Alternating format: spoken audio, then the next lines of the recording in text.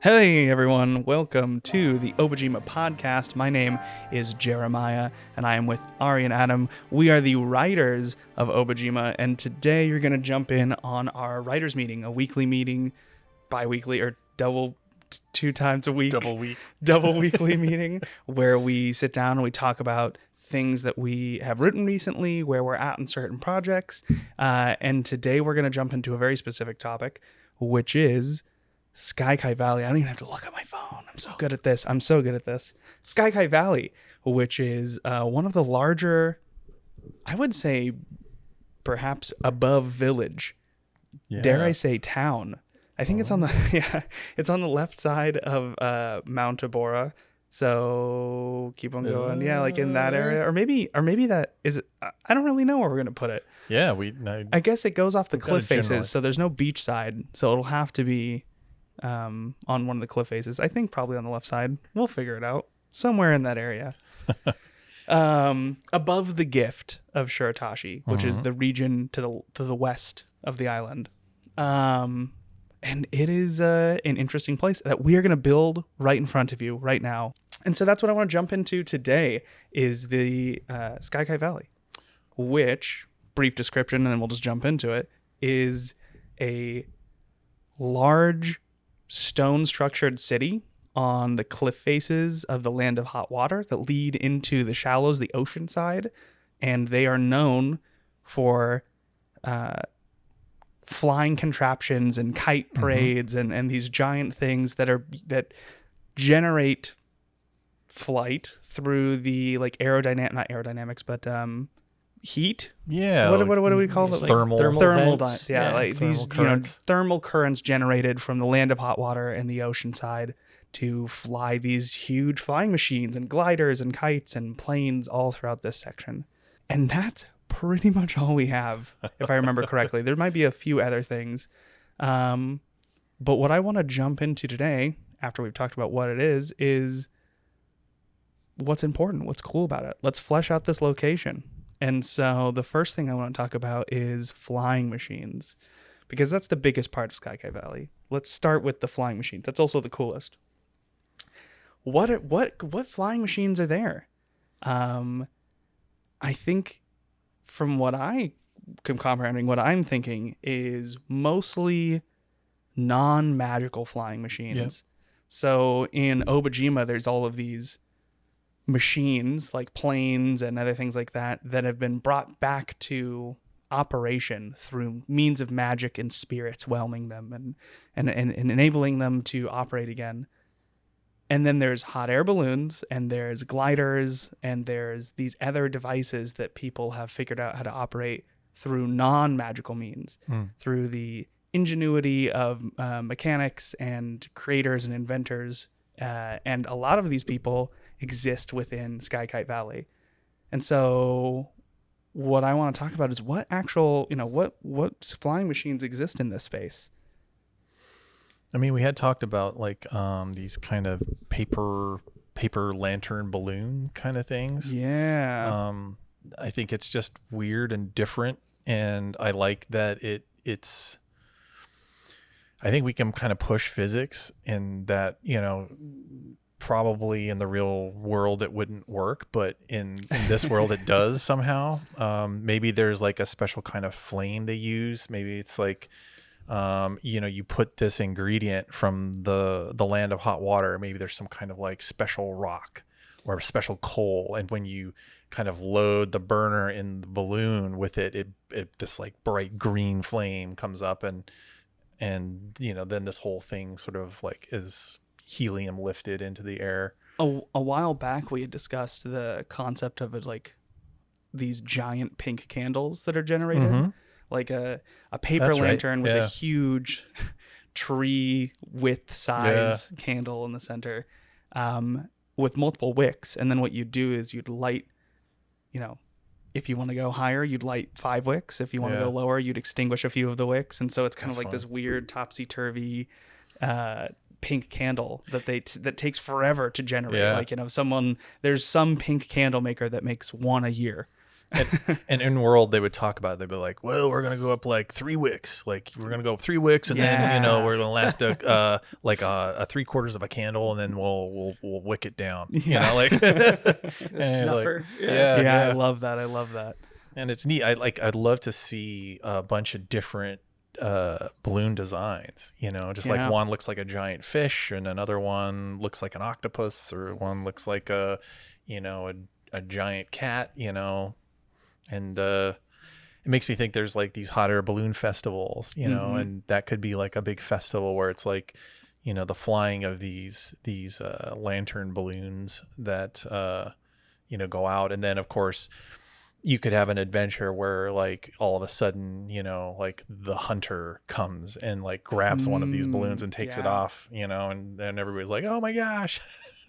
Really quickly, let's talk about the hunter for just a brief moment, because I feel like we mentioned it last time. Yeah, I do. Yeah. But the hunter is like a ginormous bird. Yeah. Which we've not decided on what it is yet, but it's like a giant beast that that flies and around Obojima. I mean, is it like a rock, or is it like a rock? Like maybe we just base the stat block of a rock, and then we just kind of ROC. Yeah, ROC rock.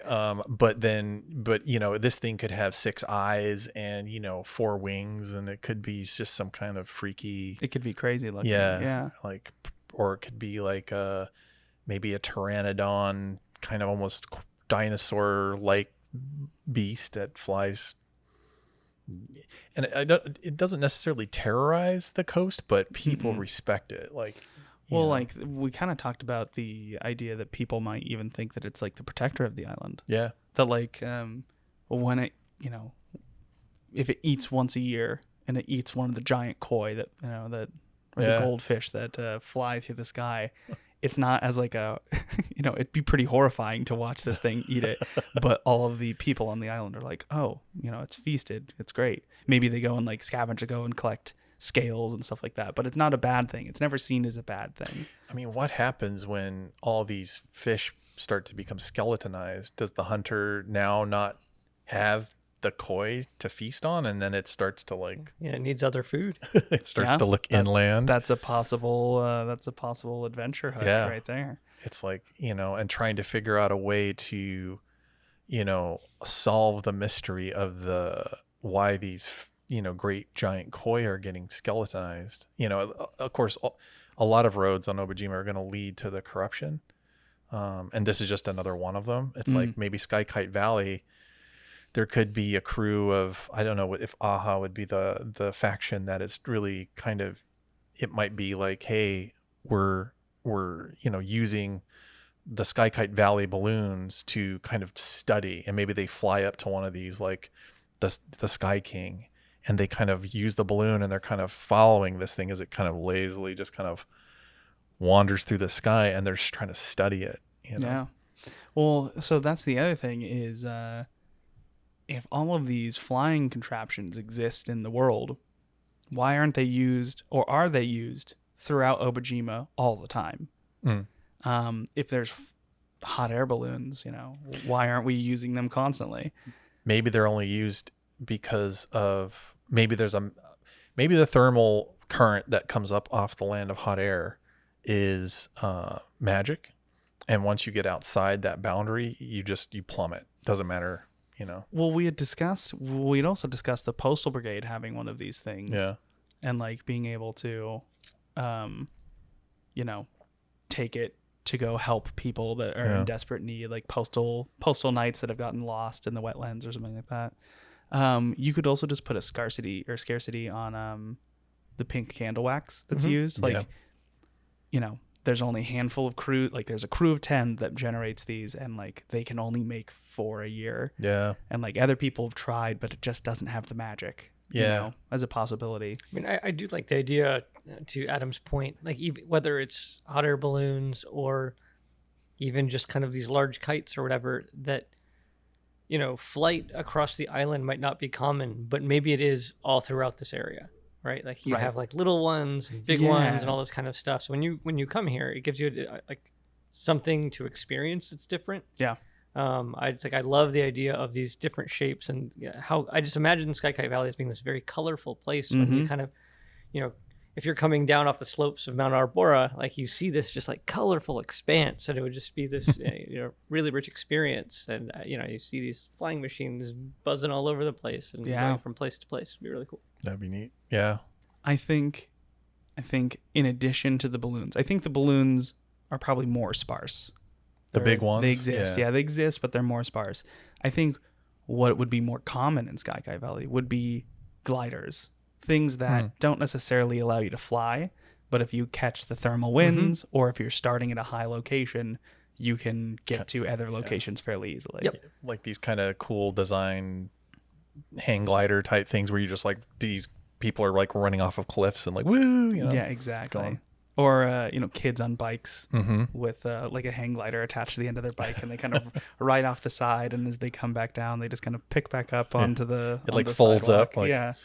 It's pretty like, cool. I like the idea of just there's like a fearless like recklessness about a lot, the people who kind of grew up here. I think I like that quite a bit. That's neat. Yeah. I feel like everyone here, not everyone, but I would say half the people in Sky Kite Valley are like, oh yeah, I know how to fix a thing, or I can do that for you. Like they're very craftsy. They're always building things, they're always making contraptions. I think that's really fun and super cool. And like a lot of them obsessed with flight, which is like as a culture within this town, being obsessed with flying in the skies is very cool. Maybe did they revere the hunter in like a more meaningful way? Do you mean like as a source of inspiration, or like out of reverence, like an actual kind of? No, I would say like religiously, but maybe, if the town has a crest, maybe it's, the crest is the hunter. If a lot of people, there might be sayings based on the hunter in this town, like, insert saying here. There might be another fun folksy sayings. The hunter never flies after midnight. It's like, what is you just come home early. Or like, I can see a tavern called the Hunter, and you go into the Hunter, or like, Hunter Ale or something. It's like everything's kind of, branded the Hunter stuff. I think that's cool. Yeah. There's also something connected here, which is, and I want to jump into the other people, but it's on the coastline. It's directly on the shallows, which might be, compared to Tidewater, which is another coastal city, it might be the only city. Oh, there's another one on the eastern side. There's very few cities that are directly on the water. So this is directly on the water, which means that it has interaction with the shallows. It has interaction with the lion kingfish, which is a topic we'll jump on soon. It has interactions with the Divers Guild. And in fact, I believe we have one of the Coastal Divers Lodge is the eastern coastal or the northern coastal Divers Lodge is set in Sky Kite. Okay. Yeah. So that means that on top of the ingenuity that this city already boasts, there's also someone like Holly who built, this giant submersible swordfish that can go underwater. Yeah. So that kind of makes sense that if there is all this inventive, creative nature in Sky Kite Valley where they're making flying machines and they're doing these things, it would make sense that Holly set up, there, and it's probably pretty easy to get tools and she can get a lot of materials there. It might be easier to get assistance on mechanics while she's there compared to anywhere else on the island. Yeah, I wonder if that's all come about out of necessity. Like, I don't know how long, like, once the corruption hit the East Coast, there was already sort of people in this area were kind of these curious inventors, and Sky Kite Valley just seemed to attract curious inventors.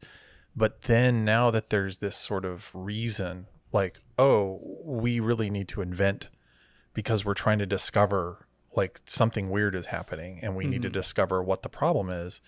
Now there's these, now there's kind of the purpose to all of it, instead of just like being curious about flight and being curious about how to harness the environment and how to, what if we did this, or what if we, made this, can we perfect pink candle wax to another level where it becomes, now it's more like, oh, now all the stuff that we've invented now has this purpose. And it's fairly recent that the corruption's been here, but I think here they're kind of really, they're starting to feel that sense of urgency. Maybe that if you were to travel around, you would hear some people might say, oh yeah, we heard that on the East Coast, there's this weird thing. And yeah, well, people are, kind of losing their minds or whatever, but I'm just going to tend to my flock of goats and, big deal.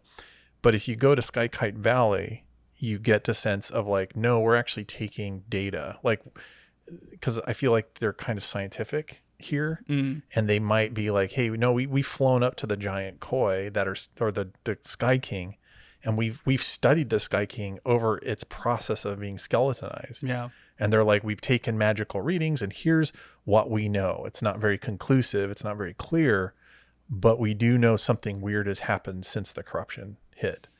I mean, is it something like that? Well, it's possible. I will say on the map, I'm looking at it, and it actually looks like Kite Valley is in the exact opposite location of the corruption as far as the parallel. So if the corruption is down on the, kind of like, in that area, Kite would be up on the opposite end of the island. So that is kind of interesting. But what I will say is, are they concerned about the corruption, or are they concerned about another topic, which we had kind of briefly mentioned, which is this tide I don't know how you'd say this. This clock, which runs out in the ocean off of the tide that pulls it in and out, and it stopped working over the course of since the corruption arrived. Yep. So is it that they're concerned? Are they concerned about the corruption specifically, or are they concerned about the island and what's going on with the clock and what's happening with the magics? Like, I wonder if it's like a specific connection for them to the corruption, or if in general they think there's something, and maybe they're all focused on like what's going on in the water. Maybe they're more than ever they're wanting to explore the shallows, and there's all the Holly might be over inundated with all of these like requests to like go on the next expedition, which she can't do because she can't get the Pontier up here because it's damaged. Our Pontier. That's what's really exciting, is the idea that this place is buzzing with activity because of all of these things that are happening. And I think folks know this is where you go if you need to have a specialty vehicle created or something like that. So like all sorts of requests, and like, but you have local people dealing with this problem of this, enormous, clock. And and I think that there's something, anytime we can create like a reason for people to be in these different places or to go visit them, or that you want the implication that they're not just like waiting for adventurers to show up and then things start happening. That like, there's stuff going on all the time, Yeah, it's like Westworld where, they're just all deactivated until when you show up, it's like, hello. That's interesting. So it's going to be up to the DM to sort of say like how these locations, like how much do they know? How urgent are they around these issues? Like, I mean, there are mysteries. Like, you could have it where, Kite Valley is pretty much they're just kind of doing Wright Brothers stuff. They're just like, hey, like we're just trying to perfect cool flying machines, and we're enjoying sort of the winds that come in off the coastland. Where, the valley has a natural sort of funnel effect, and the land of hot water has these thermals, and we're just playing around with that. And that's all we're doing. And pretty disconnected from the rest of the world. Pretty disconnected. They're just like obsessed with their own things. Or they could be like the place you go to get the most information about the thing that's happening with the Sky King. Like, you're just, what happened to this great creature? That would be alarming to them. If they've, for centuries, let's say, the Sky King is ancient like that. And for generations, they've revered this creature. They've wondered about it.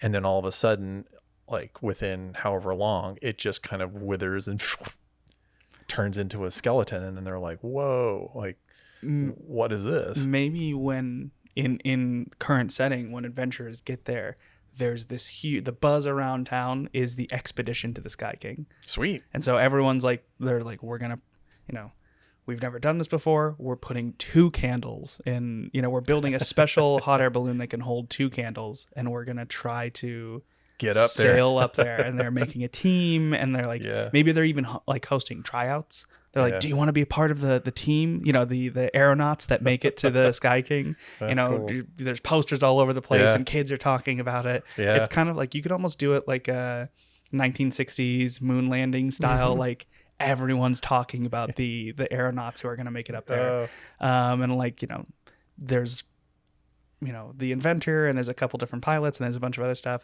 And then there's all these posters where it's silhouettes of 4 people that are have yet to be decided. Yep. And people are obsessed with that. And there's like a village meeting every week, which is like a Save the Sky King. And they've got like t-shirts or something, or they've got the, That's cool. Yeah, there's like tags all over the place. You could also do, if we wanted to kind of put an analog or reference the fact that this is like the moon landing, you could have the people that are very anti Sky King. Yeah. Like the protesters are like, just leave it alone. It's, or people that are terrified. They're like, it's an ill omen. Like this is going to, this is marking the end of Obojima or something the like doomsayers. Which would be really, really interesting. And you could do the opposite too with Holly, rather than having everyone flux to her to try to be like, we want to explore the depths. You could have it be like, she's getting no assistance. She's like, I used to be able to get parts, but they're putting them all towards this aeronaut thing. I can't get parts for the Pontier. I can't go diving. No one's signing up to, the diver. Oh, some of my divers left to go try to, help with the race or whatever, because everyone's so obsessed. So Holly could be like, I'm down a bunch of people, and there needs to be, there's something going on in the water, and I need assistance, but I can't get any. And maybe the adventurers might steal some stuff. Ooh. And just to like say like, all right, Holly's like, I need 2 fans and, like a propeller blade, and like, I'll never get it. And then she walks off, and then it's up to the party. They could be like, well, we can either buy it, or we could barter for it, or we could just steal it. We're going to get some rogue action in there. Yeah. That's cool. I really like that. Yep. One more thing. This is kind of a tangent, but I want to bring it up because I think it's really cool. What if there were flying devices? What if their fishing techniques were through flying machines that dive underwater like fish, like birds would? Like a flying fish? Yeah, yeah, I mean, like, that would be cool. I was thinking more like a pelican. Yeah, it could be. But like one that like glides, and it has like a mouth that opens up, and then it goes to a school and just goes and dives in, and then like turns into a boat, and then it just floats home.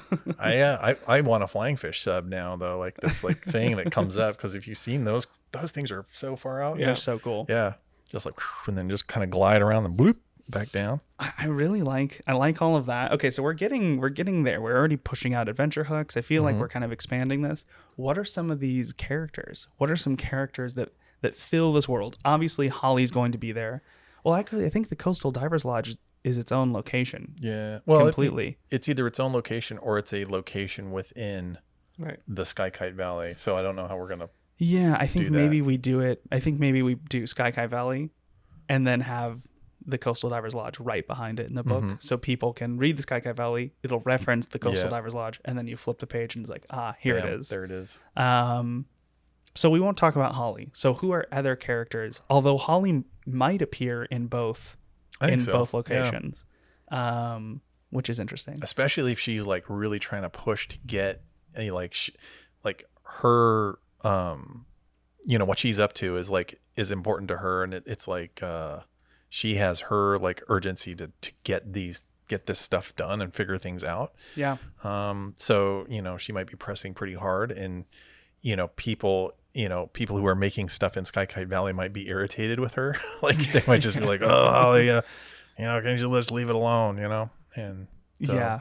I like not to say this is the interaction, but I think it'd be an interesting interaction when you meet her as like you're going to the local shop. She's walking out and slams the door and she's like, "This is the last time you'll work in this town." Like, who's this girl? Yeah. Like, what are you looking at? Yeah, exactly. And then you meet her later and you're like, "You're the daughter of Yeah.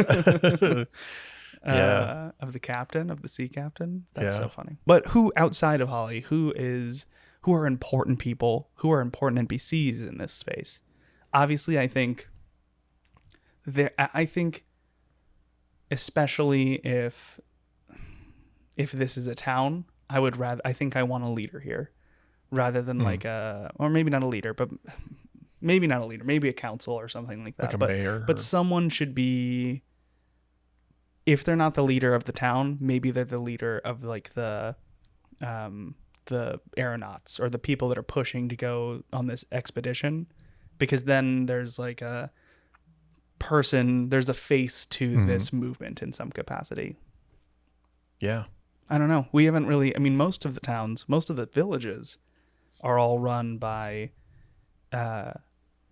small conglomerates, like groups, village elders, merchants, farmers who come together and kind of make joint choices for the people, and it's a lot more communal.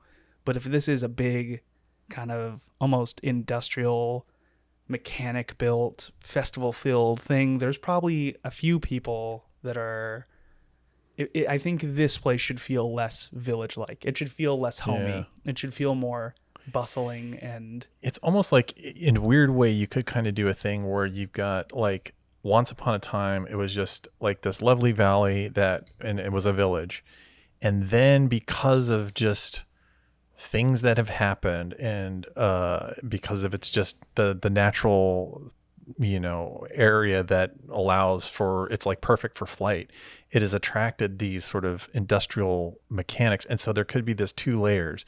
There could be these villagers and the village elders that are kind of like, some kind of don't like it. Some are kind of grumpy, like, this new industry that's coming, it's wrecking the place. It's like now there's just junk in the sky and it's all like, octopus and squid and whatever. And it used to be you could just look out and see the birds and see the hunter, and that's all that should be in the sky. Nothing should be in the sky but the hunter and the sky king. And then there's this now, and then there's these other part of the village council that there might be one dissenting voice that says, but this is like the way of the future, and it's bringing people into the valley, and they're like, we don't want it to grow. And then you've got that kind of industrial captain person who's like, we're going to go to the moon, we're going to go to the Sky King, we're going to figure this out. And they do that. And they brought their and they're kind of bossy and commanding, and now there's this sort of two layers. There's that sort of group that wants to go to the Sky King, and there's the village council, and then there's a tension between them. Oh man, so it's almost like a transition. Like we're almost like there's the original leaders of the village, and now this is mirroring our own world now, where it's like there are almost celebrities who are garnering so much respect and power and admiration that people are almost treating them like leaders. Yeah, when they haven't. It's almost like it's like, whoa, you're like, someone might walk down the street and you're like, you're the captain, you're the person who glided from the top of Mount Abora. Yep. That's so cool. And they're like, and then when it comes to a council meeting, that person might step up and be like, I think we should actually put our resources into candle wax generation. Because when I drifted down from Mount Arbora, the only thing that I was thinking, I saw all the potential of this. Exactly. And then all of the village elders are like, but we need to, but the left corridor of the city's collapsing. We need to rebuild it. And then all of the villagers like step up and they're like, no, we like Tom and the hero. He's that makes great. Me sad. It does. It is a little sad, but it also, it's how it would work. It's drama. It's drama. And it is like, it's interesting because like there are towns and cities that's happened to, like in real world, like this nice little sleepy town, and then all of a sudden it's the center of the gold rush, or there's a nice little sleepy town and it suddenly becomes a tech capital. Yep. And there's this split between the old ways and this new way.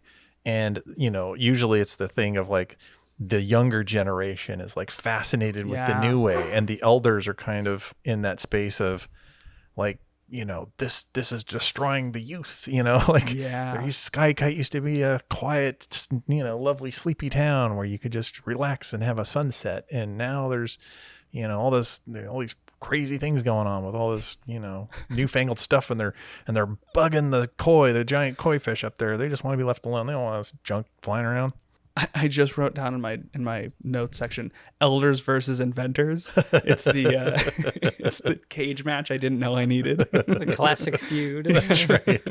Yeah. We have the Wright brothers versus 6 elderly women. They keep the Kite Valley auxiliary. That's so funny. Yeah. So it seems like we should probably generate like, maybe we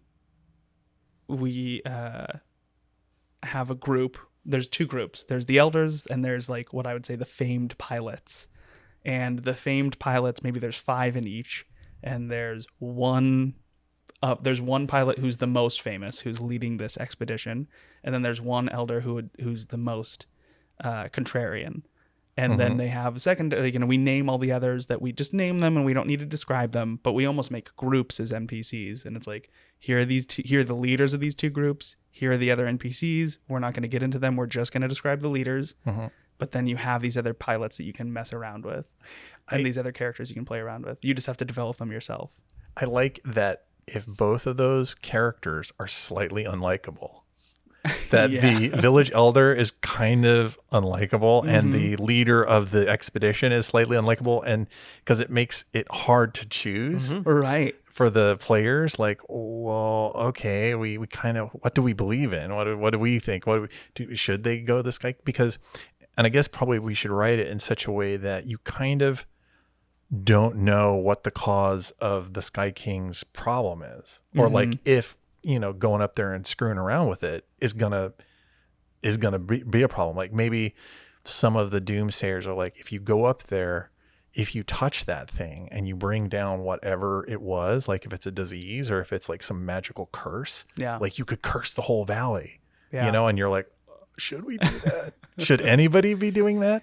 And maybe some of those people approach the players and are like, or the adventurers, and go like, hey, we'll pay you to like just destroy whatever sabotage what they're up to. You could even set it up so it seems like there's a third party where it's like there are these people that are anti-expedition, and it's like a group, and they kind of seem, they're rough around the edges, and they kind of seem like bandits, and you don't really know that, they're the pirates from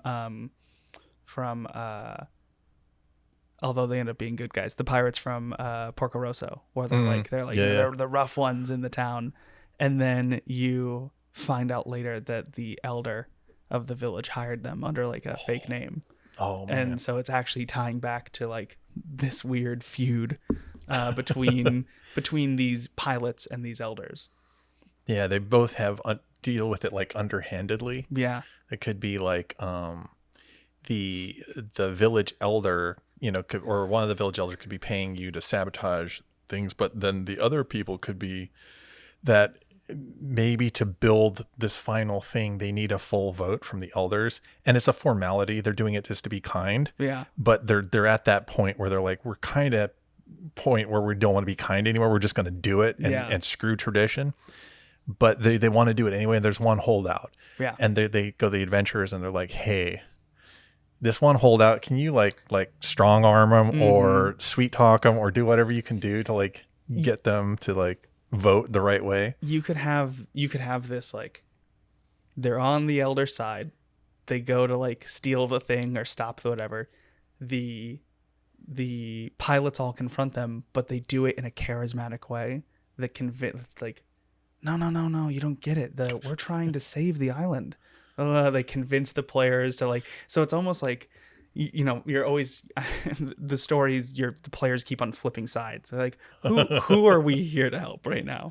Because if you can kind of make them equally annoying, But then if they're equally annoying, you can also kind of have them, the players can flop sides. If you give valid points for both directions and there's tension in the group and the players have to keep on swapping sides, that makes for a really interesting story. Okay, to that point, what if that there's a rumor that in the head of the Sky King, there's like a diamond? And that it's sort of like, in the oldie days when whalers they would go after ambergris, that was like this thing in the head of the sperm whales. Like they would pull this thing out and it was like this like weird fragrant wax or something like that. And that was like the big prize for killing these whales. But maybe there's something like that in the Sky King, and maybe it could be a rumor, or you could actually, if you had a telescope and you looked, you could actually see a glint of it, or it's a magic thing. Now, you have an idea. I have an idea on top of that. We could just make it wax. And then it's like, this is going to be the thing that changes pink candles forever. Oh man. If we mix just a little bit of this in there, it's going to these are going to burn twice as long. Yeah. It's going to open up exploration for the island. We can sail beyond the island. Yeah. Yeah. That's cool. Because then it makes it like, do we even want, this is good. Yeah. This is really good. That's fun. And maybe that's something that that's the hidden plot within the famous pilots, is that's what they really want to do, but maybe that's not, like, there's a rumor going about like on the lower decks, but like no one really knows it, but their hidden goal is, we don't want to save the Sky King, we don't want to touch the Sky King, we want to chop its head off. we want to pull this wax, we want to pull this, like, the cartilage away, and we think this will, the Sky King can fly. Maybe the cartilage is its secret or something. Yeah. That must be a super, super secret. Like, because if people learn, like, they're going to basically deface the I'm going to say the Lion King, the Sky King. If they are going to like take a giant sword and just carve open its head and remove this thing. Yeah. People would freak out. Like, right. But there's like this inner circle of the inner circle that are kind of like, we'll just tell them that we're going to go up and, we're going to like, just check it out. And like, it could even just be one pilot, right? Yeah. Just like, this is my ambition. This is actually my secret mission. Yeah. It could be the leader. Like the other pilots don't know. Yeah. And so then there's some. Can we make this into a movie? I think so. Yeah. This is so cool. This is just a Studio Ghibli movie. Yeah. Okay. Well, it's all right. Stretch goal. Stretch goal. I have no idea how much it costs to make a movie. Probably too much. Oh man, that's so cool. I mean, you could do like still frame animation. We could turn it into a comic series. Mm-hmm. That's more affordable. I was thinking like there's, you have your two faction or your two, I guess, factions or whatever, but like there's the elders and the ambitious, pilot who wants to go to the moon here. But maybe there is another character, a young person who is kind of seeing the madness of both of them and is kind of, trying to go a third path. Like there's a third way that is more, or we let the party figure that out on their own. Yeah. I don't know if that's like a cool. I think having a dual, because if the issue is we already have 2 NPCs, which are actually 10 NPCs. We should probably flesh out the rest of the space rather than fleshing out this storyline that we're building. So what other things can we do to flesh out the space? Who else is important in the space besides them? Probably because, I could also imagine a scenario where players are going to want to create their own thing that, in order to go do something maybe before the expedition happens. Like, we got to get up there first. I can imagine an adventure would be kind of fun. I would also love to see if there's a really cool spirit idea here associated with the thermals or something, something like that. Could be interesting. Maybe someone like maybe not a djinn, but like a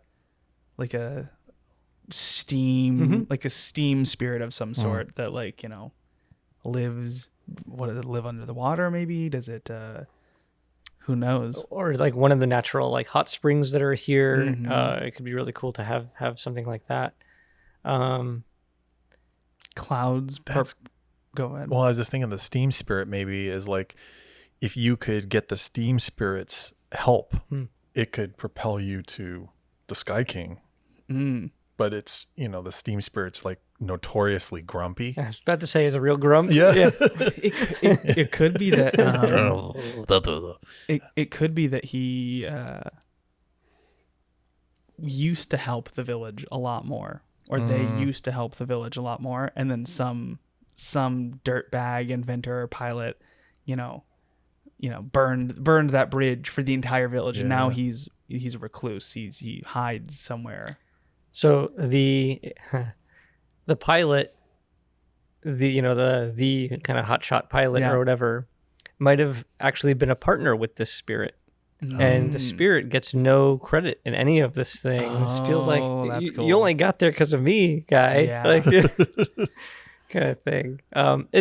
We had a conversation earlier about the idea of spirits, making sure that we are baking spirits into where we can into the society of Obojima, and not just like these just two layers on top of each other, right? Of the physical world and the spirit realm.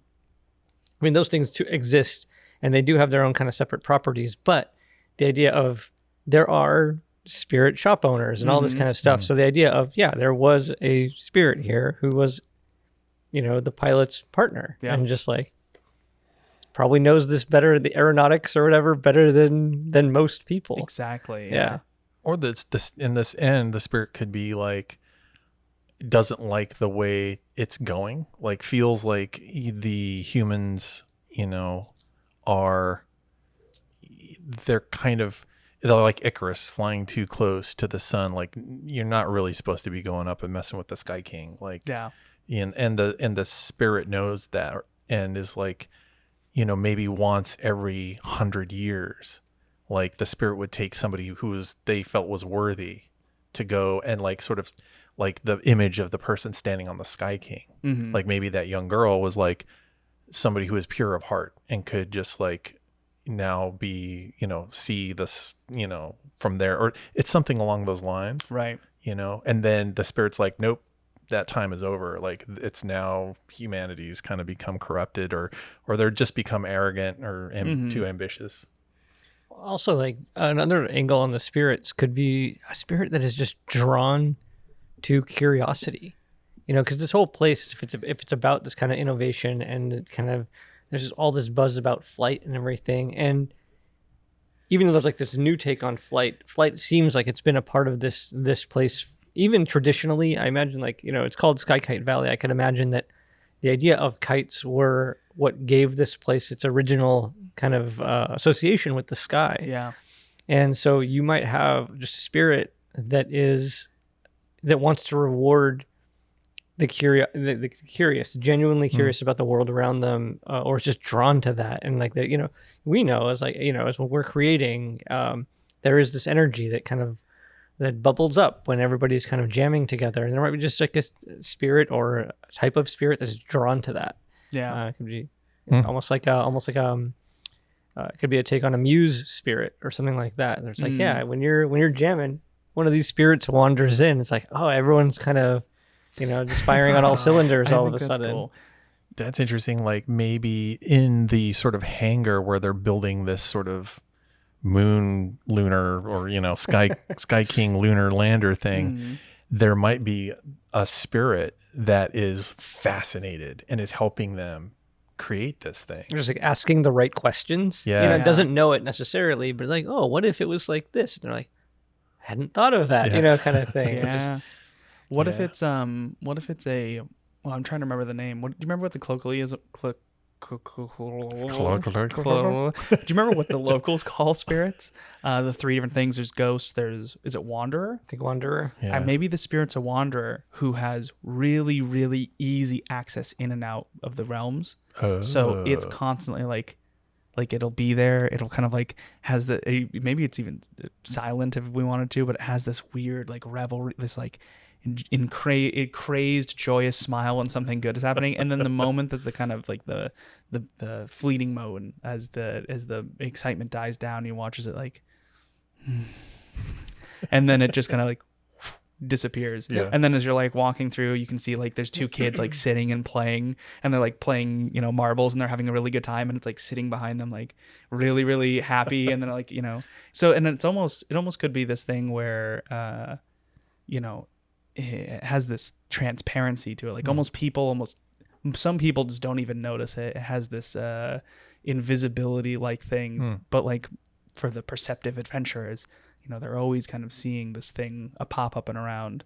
And then it's almost like, is this menacing? Is this not menacing? It's a little creepy. It's kind of like No Face, where it's like, what are you? What is going on right now? Or Cheshire Am I Cat, supposed to like you or hate this? Yeah, I almost imagine it being less corporeal initially when it kind of wanders into a space and it becomes realer. Yeah, it becomes, exactly. It's opacity turns up. There's the more excited it is, the more opacity fills itself. Yeah. That's cool and a little creepy. Yeah. Yeah. And I also like that, like if you wanted to, you could kind of, this spirit isn't on anyone's side. Because it enjoys because it's a muse spirit, you could see it behind some very villainous characters. Yeah. As happy as it is two children playing marbles, because it just loves the feeling that people get when they're excited. The breakthrough, the excitement. Yeah. Like two little kids, and they're inventing their own game. Mm-hmm. They're like, oh, if you put the dice, or maybe if we do this, and it loves that. It's just like the invention, the maybe it feeds on, or I don't know, it loves creativity. Yeah. It's like, it's drawn to it. It could be a really good NPC for learning information on the pilots, because if you're like, what's going on here? And you keep on seeing the spirit around, it's like, well, this spirit's been in all of the meetings. Like it's sitting, it's like they can't get rid of it.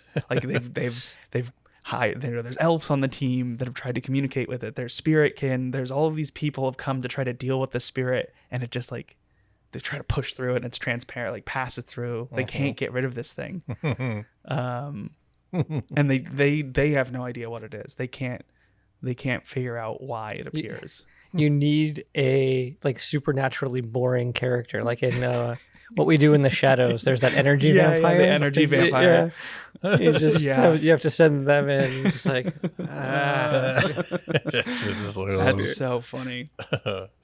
All the color from the spirit just drains away immediately. It disappears. It's just gone. Yeah, we've inadvertently taken this thing where I said, let's come up with some spirits or some ideas and NPCs that don't have to deal with the pilots and the elders, and then we keep on going back to them. So let's come up with some things that aren't no attachments, just expand the Kite Valley. Yeah. So what expands that? And I'm also realizing, because this is so big, we might have smaller entries in our NPC section here that are just like, this person runs a shop, this is their name, this is the name of the shop, and like less expansive, but to give people more options to play around with, because this town is because it's a town. Yeah, it's not a village, it's so much bigger. And so what are some interesting characters that you might find here?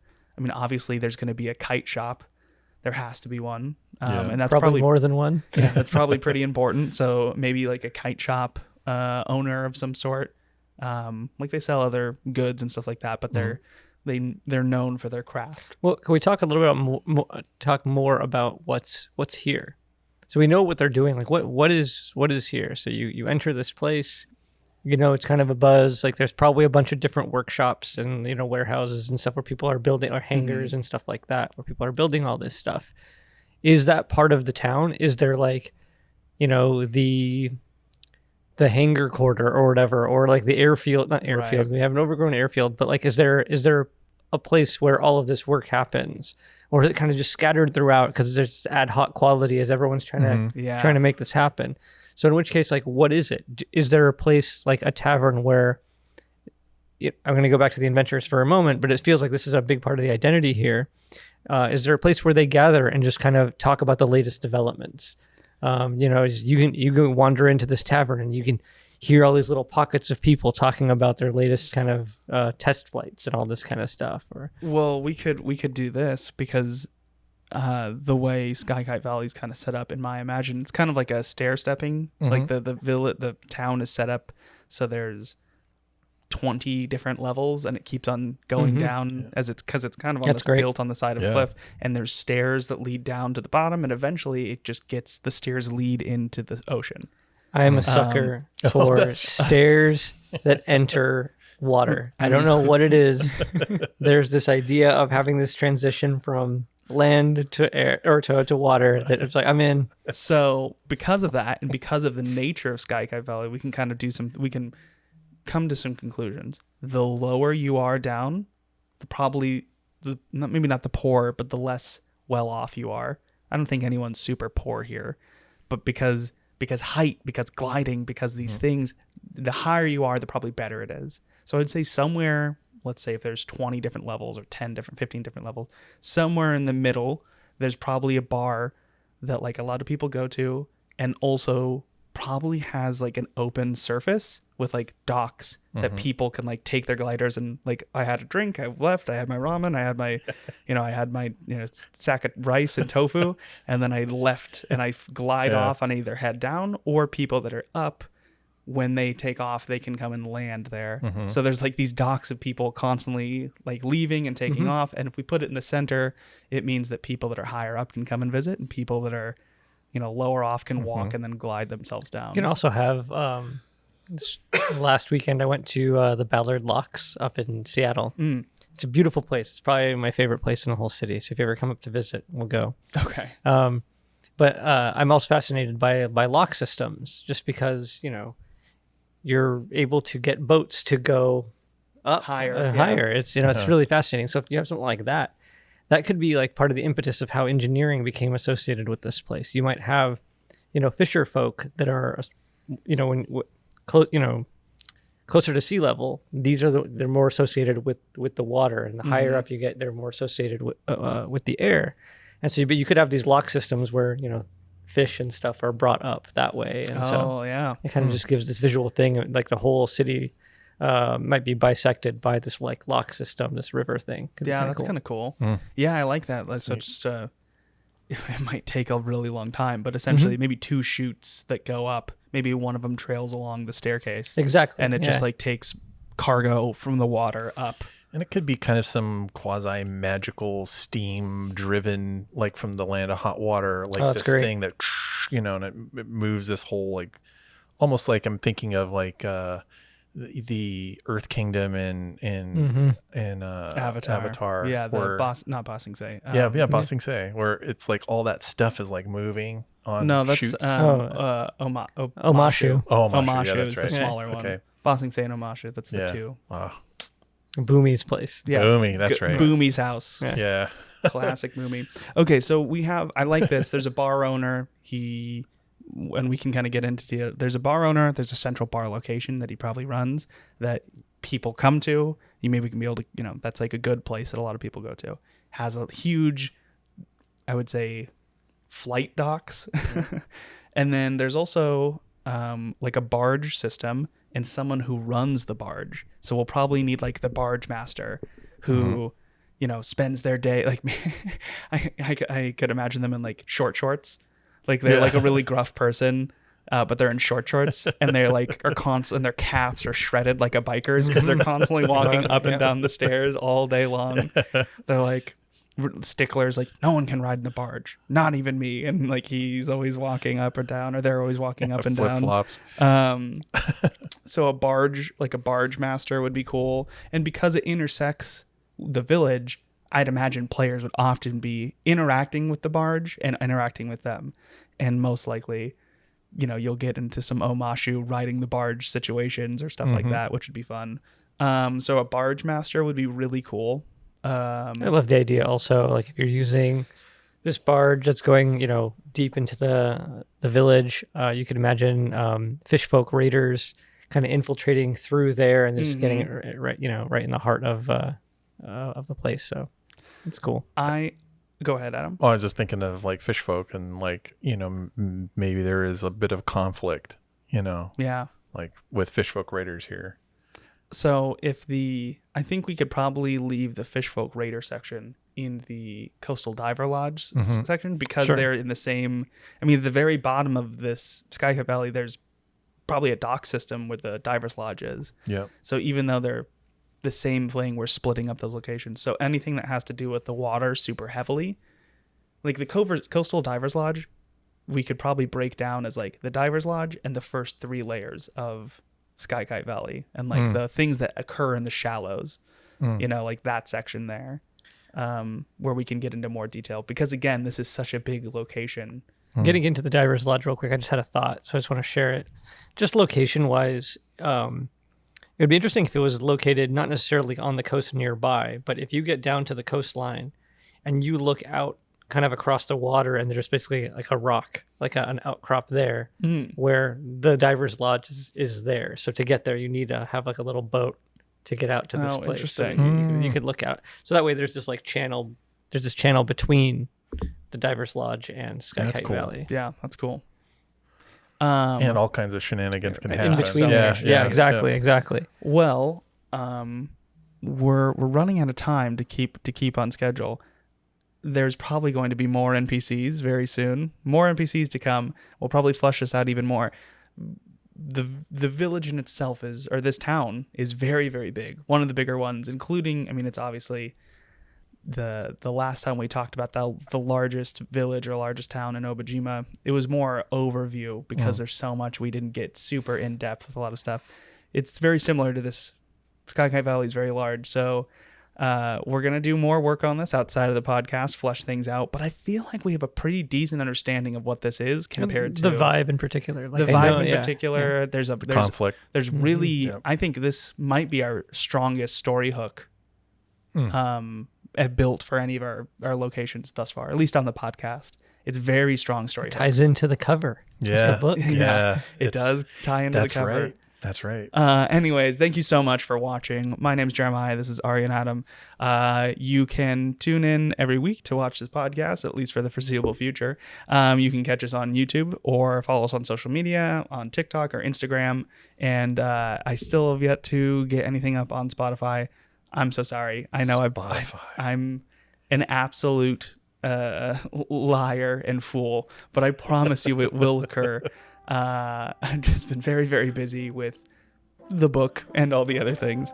That being said, thank you so much for tuning in. Thank you so much for joining us, and we will catch you next time.